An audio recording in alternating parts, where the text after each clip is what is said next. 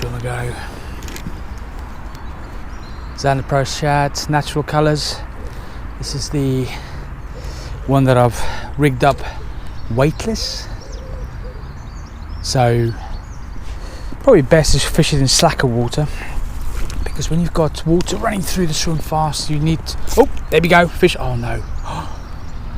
Okay. Right, just had a pike take that, didn't hook up, unfortunately. Let's focus a little bit better, or focus a little bit more now. Unlucky. Right, I think he grabbed the tail. You little devil. Right, there's definitely a fish there. Let's see if we can catch it.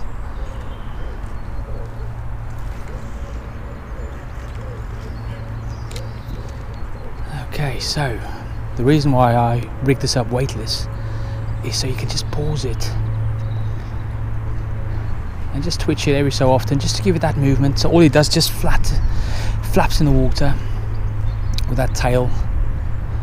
Ah, don't believe that. Oh, there we go, that's it. Okay, fish on. Now let's not lose him. Right, awesome.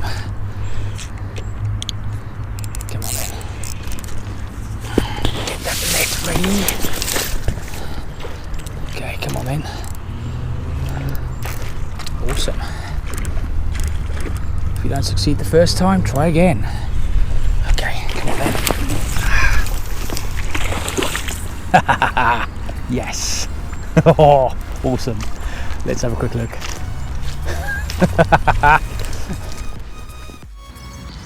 There we go, guys. Lovely little jack. The water's really coloured. We've had a lot of rain this morning, so the watercolour just got darker and darker. I changed over to a Pro Shad Natural, and it was the Parrot colour. And within 2 casts, this one nailed it. Absolutely stunning. We'll get him back in, and hopefully we can catch a bigger one.